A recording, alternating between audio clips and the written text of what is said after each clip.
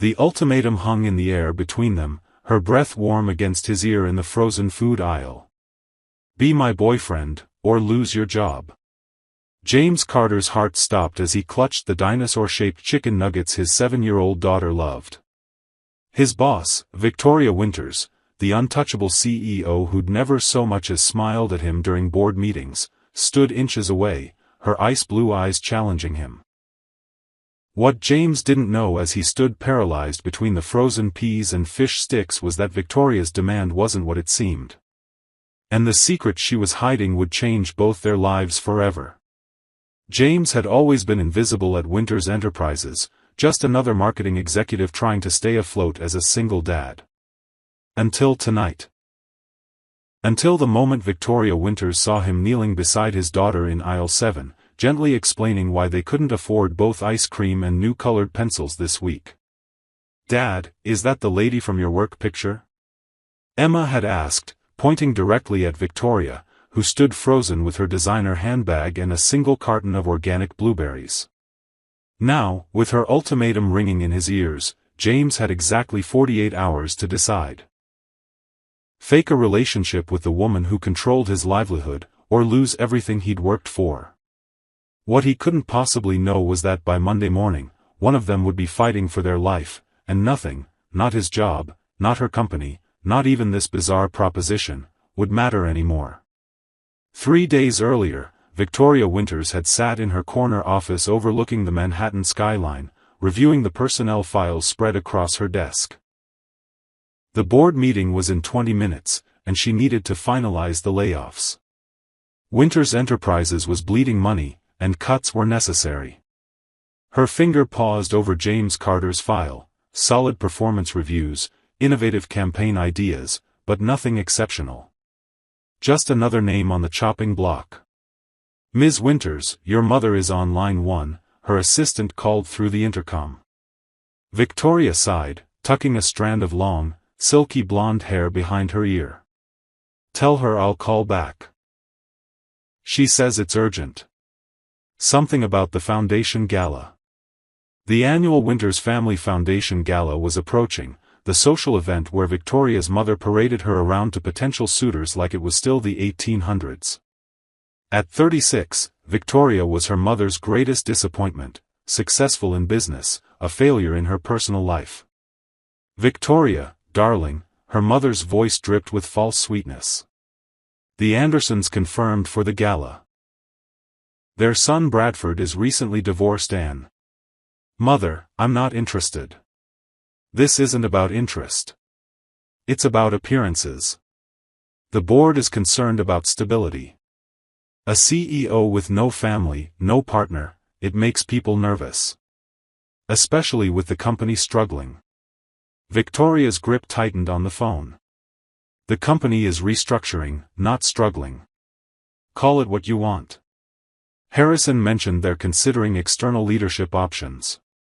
"Someone more traditional." Harrison.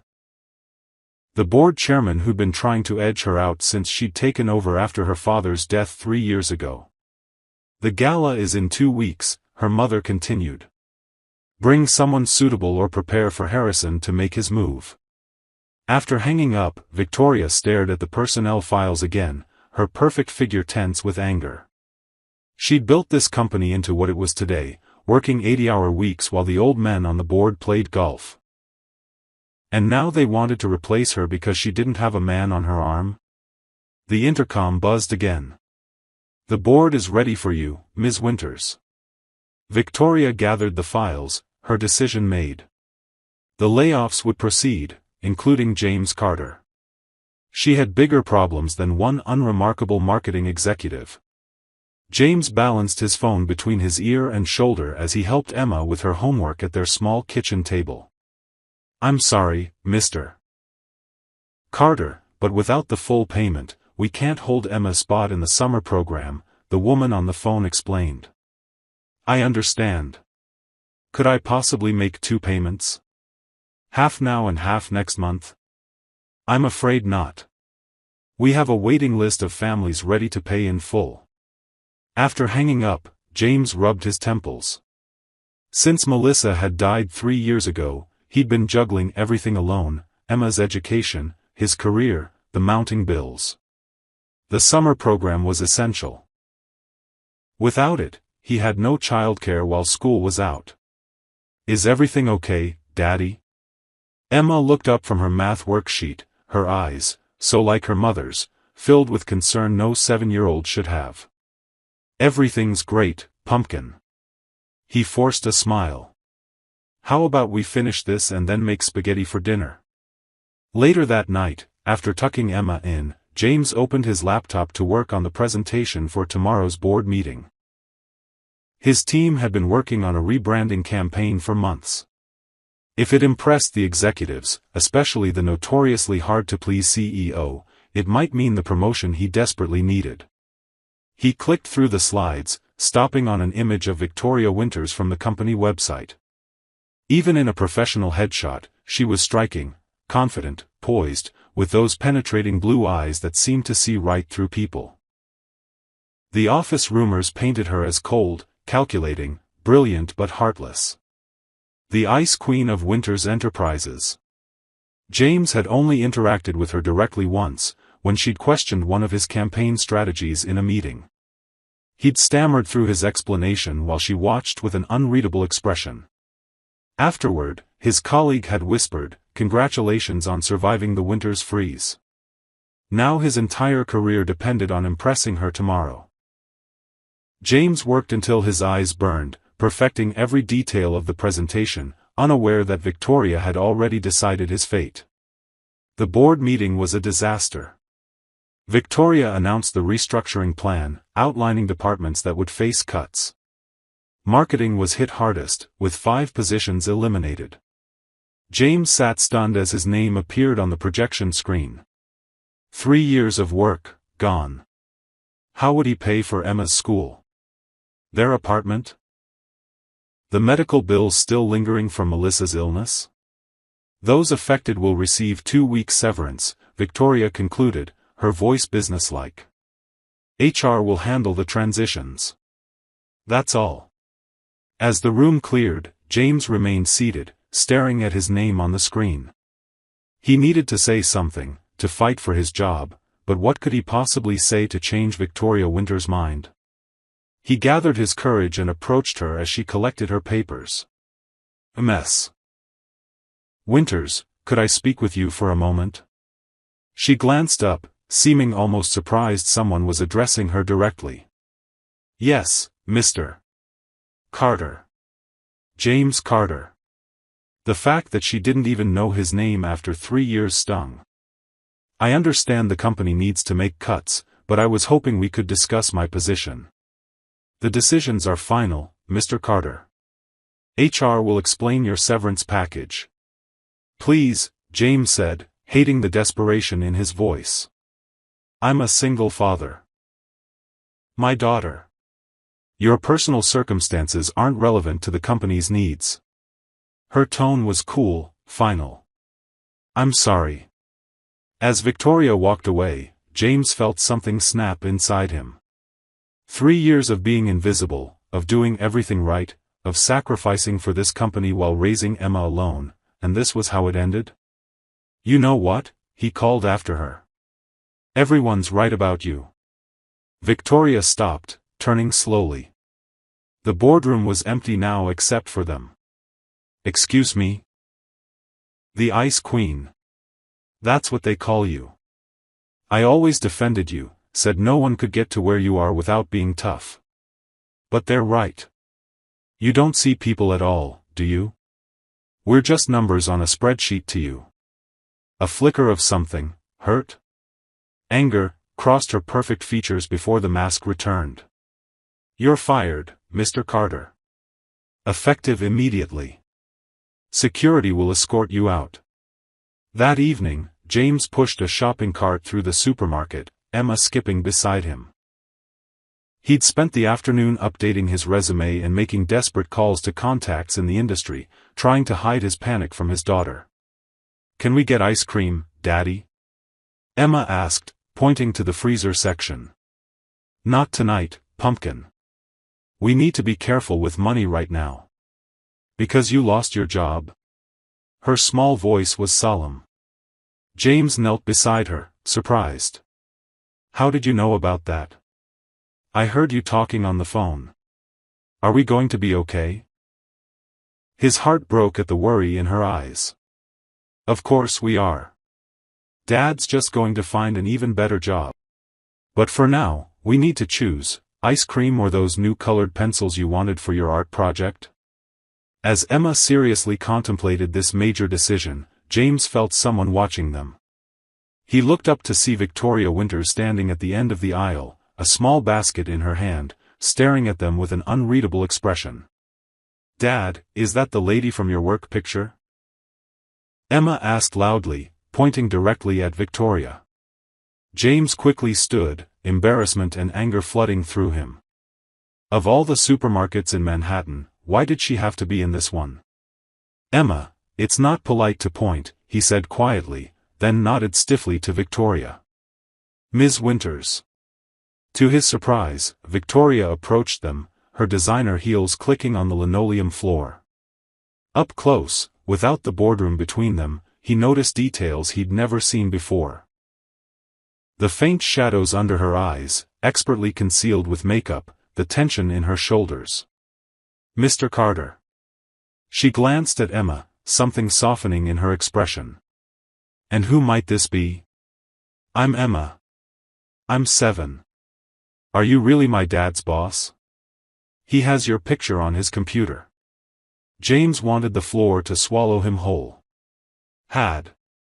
She was my boss, Emma. Remember our talk about past tense? Victoria's eyes met his, and for a moment, something passed between them. Recognition, perhaps, or understanding. Then her phone rang, breaking the moment. Excuse me, she said, stepping away to answer. James quickly steered Emma toward the checkout, eager to escape this awkward encounter. But as they waited in line, Victoria appeared beside them again. Mr. Carter, could I speak with you privately for a moment? Reluctantly, James asked the elderly woman behind them to watch Emma and followed Victoria to a quiet corner near the store entrance. I've been thinking about our conversation earlier, she said, her voice different somehow, less certain than in the boardroom. Perhaps I was hasty. James crossed his arms. Hasty in firing me after already laying me off. That's generous of you to reconsider. I'm offering you your job back, she said, her blue eyes intense. With a condition. What condition? Victoria glanced around, then leaned closer. The Winters Foundation Gala is in 2 weeks. I need a date. James stared at her, certain he'd misheard. You're asking me out? After firing me? Not exactly. I need someone to accompany me and pretend to be in a relationship with me. For appearances. You're joking. I never joke about business, Mr. Carter. And this is business. She explained quickly about the board's concerns, her mother's pressure, Harrison's threats to her position. James laughed incredulously. So you want me to pretend to be your boyfriend to save your job, after you fired me from mine? That's rich. Victoria's perfect composure slipped for just a moment. Be my boyfriend, or lose your job. That's the deal. I'll reinstate you, with a promotion and raise, if you agree to this arrangement until after the gala. The ultimatum hung between them, absurd and life-changing. Before James could respond, Emma came running over. Daddy, can we go? I chose the colored pencils instead of ice cream. Victoria's eyes followed Emma, something like longing flashing across her face so quickly James almost missed it. Think about it, Victoria said, handing him a business card with her personal number written on the back. You have until Monday morning to decide. As she walked away, James stood stunned, the card in his hand and his daughter tugging at his sleeve. What had just happened? And what would he do now? The weekend passed in a blur of anxiety and indecision. By Sunday night, James sat at his kitchen table, Victoria's card before him, weighing his options. The practical choice was obvious: swallow his pride, take the job back, play boyfriend for 2 weeks. For Emma's sake. But something else nagged at him, the glimpse of vulnerability he'd seen in Victoria's eyes at the supermarket. The way she'd looked at Emma. There was more to the Ice Queen than office rumors suggested, and despite everything, he found himself curious. He dialed her number. "I'll do it," he said when she answered. "But I have conditions of my own." They agreed to meet the next morning at a coffee shop to discuss terms. After hanging up, James wondered if he'd just made a deal with the devil or found a surprising salvation. The coffee shop was quiet when Victoria arrived, precisely on time, looking immaculate in a cream-colored suit that complemented her fair skin and made her long blonde hair seem to glow. James, who'd arrived early, watched her scan the room until she spotted him. "Mr. Carter," she said, sliding into the seat across from him.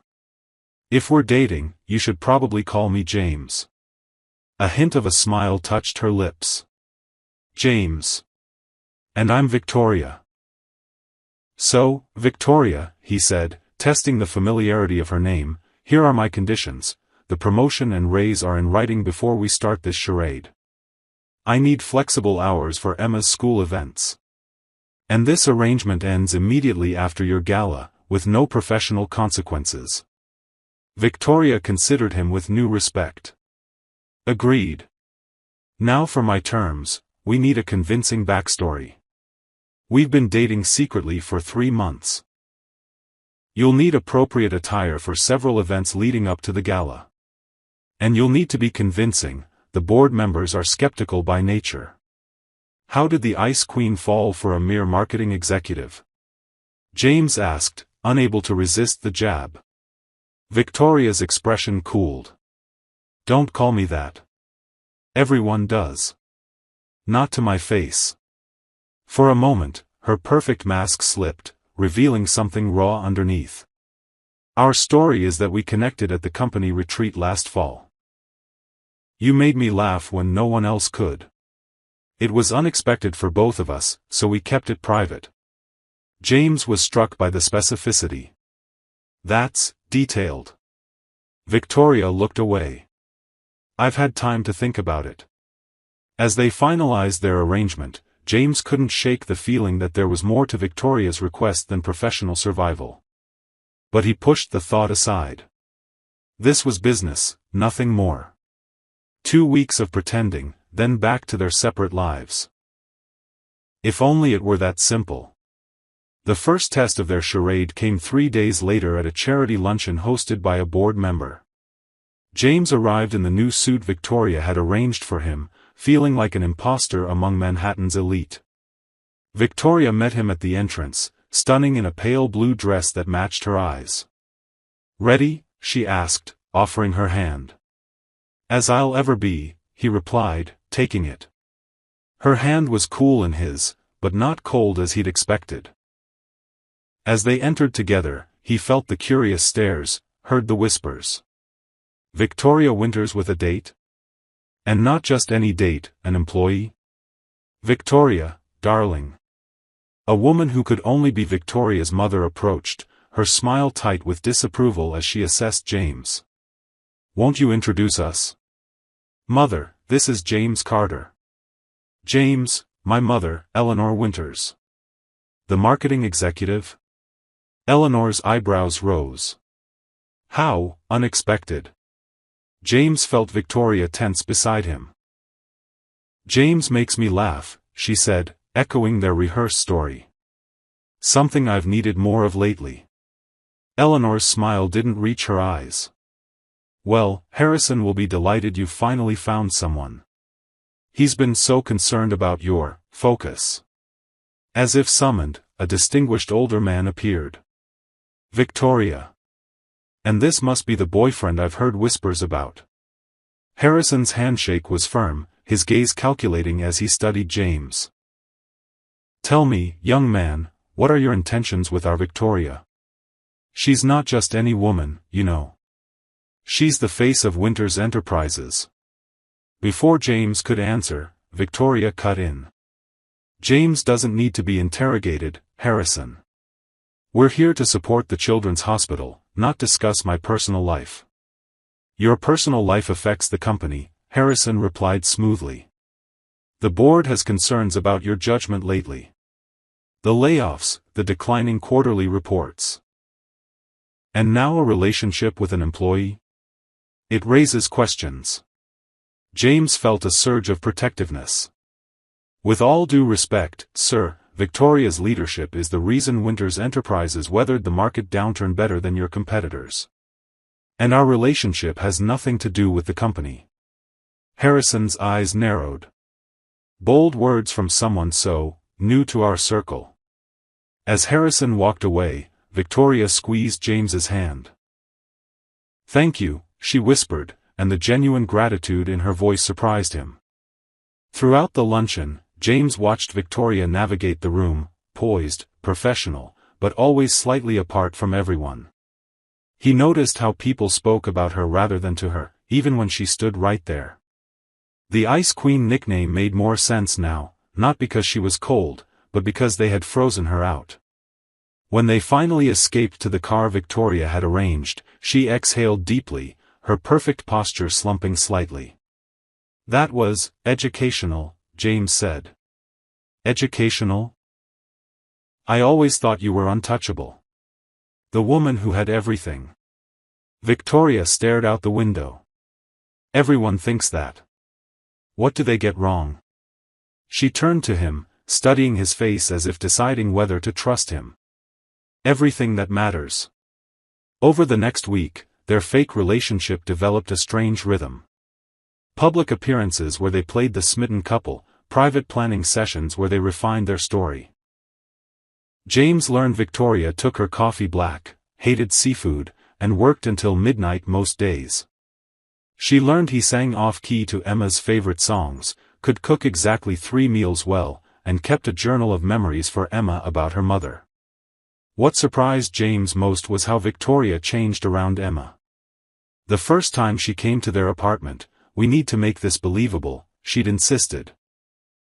Emma had bombarded her with questions about her princess hair and whether being a boss was like being a queen. Instead of the awkward interaction James expected, Victoria had sat cross-legged on their worn living room rug, helping Emma with her art project, answering each question with surprising patience. "Why don't you have kids?" Emma had asked with a child's directness. Victoria's hands had stilled on the colored pencils. "I never found the right time." "That's silly. Daddy says there's never a right time for important things. You just have to be brave and do them anyway." Victoria had looked up at James then, something vulnerable in her expression. "Your daddy is very wise." Later, after Emma was in bed, Victoria had lingered by the family photos on the wall.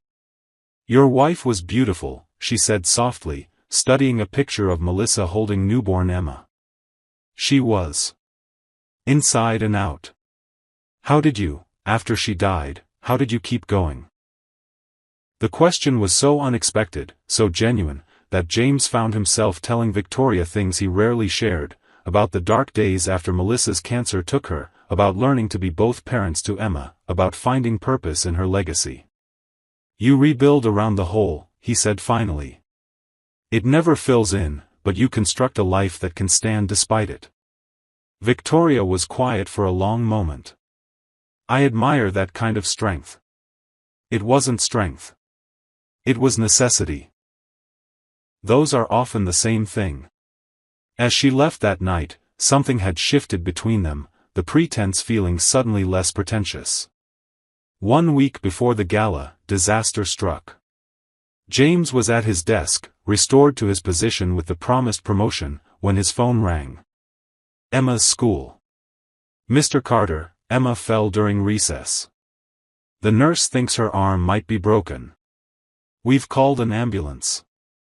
The world tilted.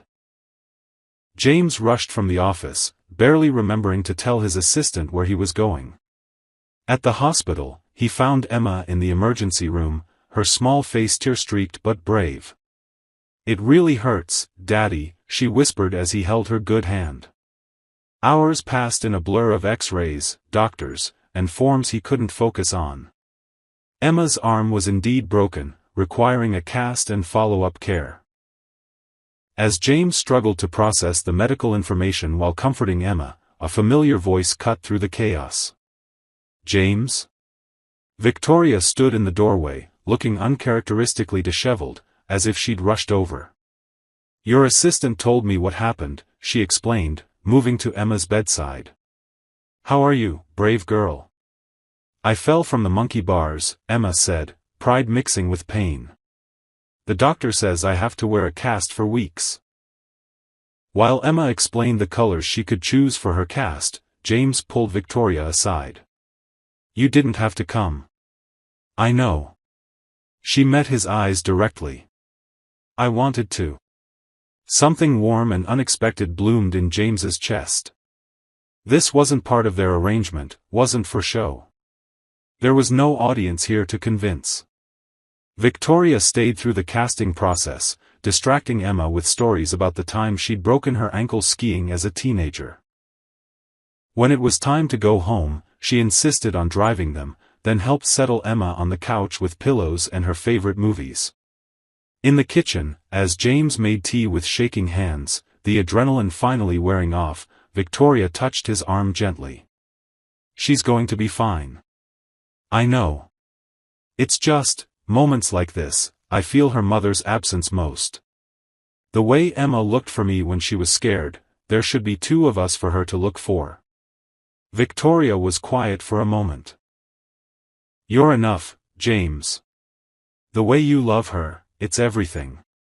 Their eyes met, and for a heartbeat, James forgot this wasn't real, that Victoria wasn't actually the woman who had rushed to his daughter's side, who now stood in his kitchen offering comfort that felt too genuine to be fake. Victoria, he began, not sure what he wanted to say. Her phone rang, breaking the moment. Her mother, calling about gala arrangements. I should go, Victoria said after hanging up, something like regret in her voice. Will you be at work tomorrow? I need to stay with Emma. Of course. Take all the time you need. At the door, she hesitated. James? Thank you for letting me help today. After she left, James sat beside his sleeping daughter, confused by the emotions swirling through him. This arrangement was supposed to be simple, a business transaction.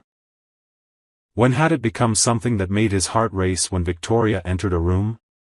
When had the Ice Queen become simply Victoria, a woman whose rare smile he found himself working to earn? And what would happen when their 2 weeks ended?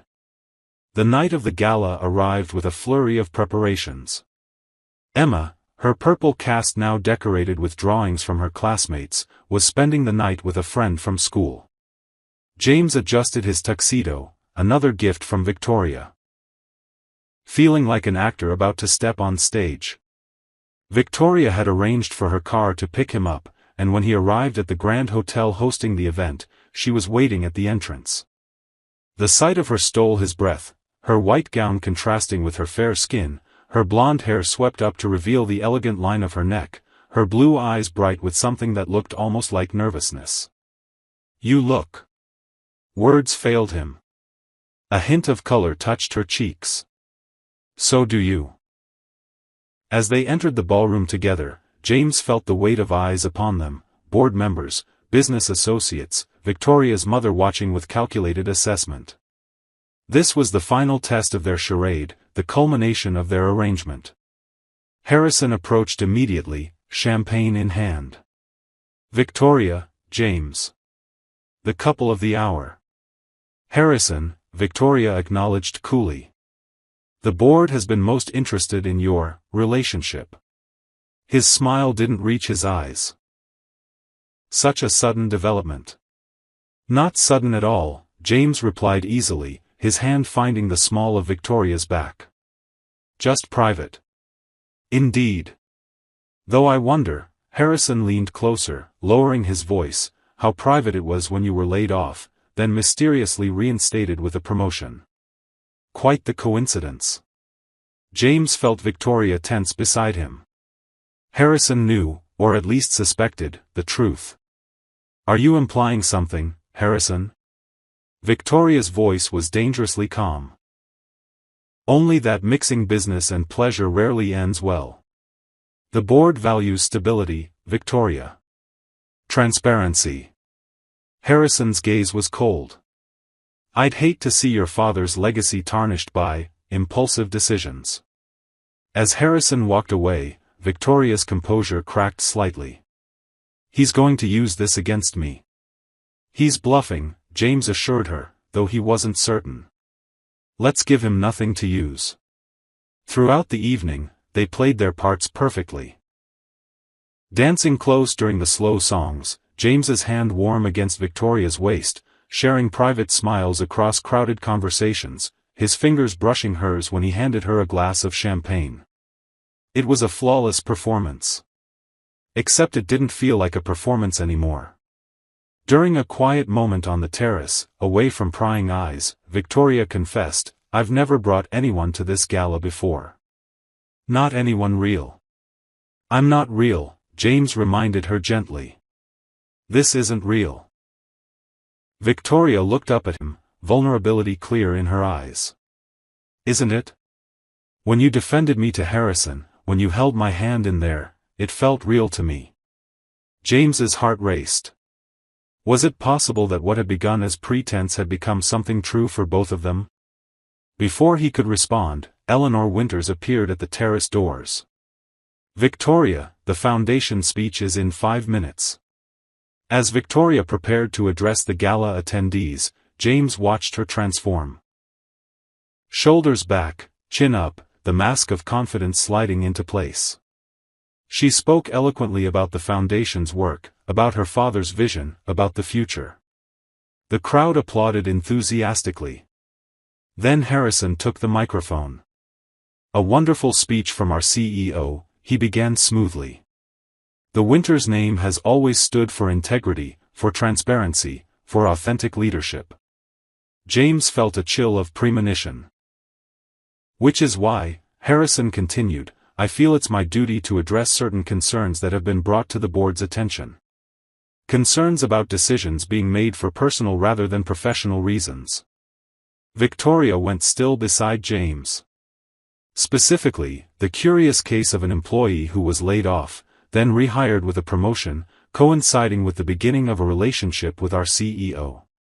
Harrison's gaze found James in the crowd. One might call it a conflict of interest. Others might use stronger terms. Murmurs rippled through the audience. Victoria's mother closed her eyes briefly, her worst fears confirmed. "Harrison, this is hardly the venue," Victoria began, stepping forward. "The board has called an emergency meeting for Monday morning," Harrison cut her off. "To discuss leadership moving forward. Thank you all for your generous support tonight." As the crowd buzzed with gossip, Victoria stood frozen, her public humiliation complete. James moved to her side, taking her hand firmly in his. "Let's get out of here," he whispered. Outside in the cool night air, Victoria finally broke. "He planned this all along. Used our relationship against me exactly as I feared." "Victoria. It's over. By Monday, I'll be voted out. Everything I've worked for, everything my father built," her voice caught. "I should never have dragged you into this." "You didn't drag me," James said firmly. "I chose to be here. For the job. For the promotion." Victoria laughed bitterly. "A transaction that's now worthless to both of us. Is that what you think this is to me now? A transaction?" Victoria looked at him, really looked at him, her blue eyes searching his face. What else could it be? Instead of answering with words, James did what he'd been wanting to do for days, he kissed her. Not for show, not for an audience, but because the woman beneath the CEO title, beneath the Ice Queen reputation, had somehow worked her way into his heart. When they broke apart, Victoria looked stunned. "James. I don't care about the job," he said quietly. I care about you. The real you, the woman who sat on my living room floor with Emma, who rushed to the hospital when she was hurt, who looks at the world with such determination even when it's determined to break you. Victoria's eyes filled with tears. I don't know how to be that person. I've been the Ice Queen for so long. You already are that person. You just needed someone to see it. As they stood together under the stars, the pretense finally stripped away, James realized that what had begun as an ultimatum in a supermarket had become something neither of them had expected, a second chance at the kind of connection they both thought beyond their reach. Monday morning arrived with gray skies and rain. Victoria entered the Winters Enterprises building for what might be her last time as CEO. The emergency board meeting was scheduled for 9 o'clock. To her surprise, James was waiting in the lobby. "What are you doing here?" she asked. "You should distance yourself from me now. Save your career." "I'm exactly where I need to be," he replied, falling into step beside her. The boardroom was tense when they entered together, Harrison at the head of the table with a satisfied smile, the other members avoiding Victoria's eyes. "Victoria," Harrison began, "in light of recent events." "Before you continue," Victoria interrupted, "I'd like to make a statement." She stood tall, James a steady presence beside her. "Yes, James and I are in a relationship. It began after his reinstatement, not before. But that's not why I'm here today." Victoria distributed folders to each board member. "These are the quarterly projections based on the restructuring plan I implemented. As you'll see, we're already showing a 15% increase in profitability." The board members flipped through the documents with surprise. "Additionally," Victoria continued, "the marketing campaign James's team developed has increased our market share by 12% in the target demographic." Harrison frowned. "This doesn't address the conflict of interest." "I'm getting to that." Victoria's voice was calm but firm. "My personal life is my own. But to eliminate any appearance of impropriety, I've created a new reporting structure that removes any direct oversight between myself and James's department." She turned to face Harrison directly. "What this company needs isn't a CEO who fits some outdated mold of what leadership looks like. It needs results. It needs innovation. It needs heart." James watched with pride as Victoria transformed before his eyes, not into the Ice Queen, but into something more powerful, a leader who had found her authentic voice. "My father built this company on relationships, with clients, with employees, with the community. Somewhere along the way, we forgot that businesses aren't just balance sheets. They're people." Victoria's gaze swept the room. "I'm asking you to judge me on my results, not on who stands beside me at galas." The room was silent when she finished. Then, slowly, one of the older board members began to applaud. Others joined in, until only Harrison remained stone-faced. The vote that followed was decisive. Victoria would remain as CEO, with quarterly performance reviews. As the board members filed out, many stopped to congratulate her, to really see her perhaps for the first time.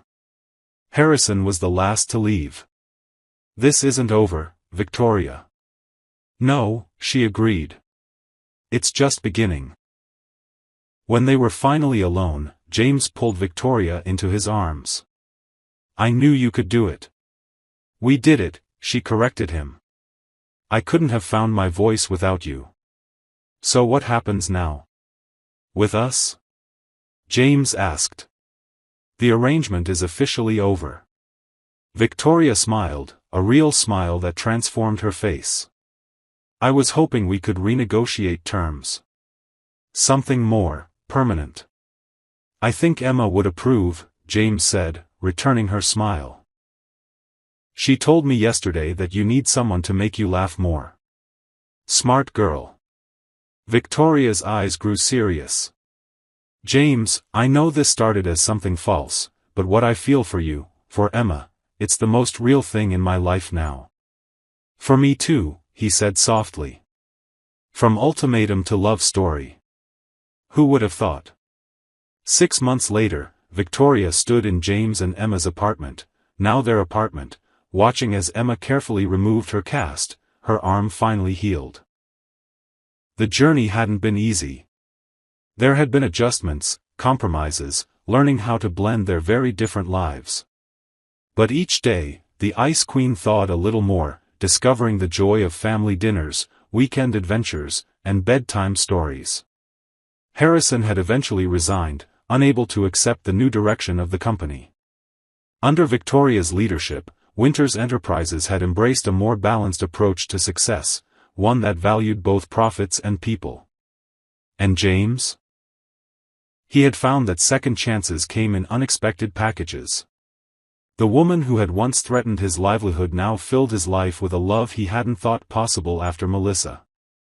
As Emma proudly showed off her healed arm, attempting cartwheels in the living room while James nervously spotted her, Victoria realized she had found what had been missing all along, not just a partner to appease the bored or silence her mother, but a family that saw her, the real her, and loved her anyway. "Be careful, Emma," James called as their daughter spun with increasing abandon. "She's fearless," Victoria observed, smiling. "Like someone else I know," James replied, taking her hand. The ultimatum whispered in a supermarket aisle had led them here, to a place neither could have imagined, but both now couldn't imagine living without. If you enjoyed this story of unexpected love and second chances, please like and subscribe to our channel for more heartwarming content that reminds us all that sometimes life's greatest gifts come disguised as our greatest challenges. We'd love to know which country you're watching from. Share in the comments below and join our growing community of romantics who believe in the power of love to transform even the iciest hearts.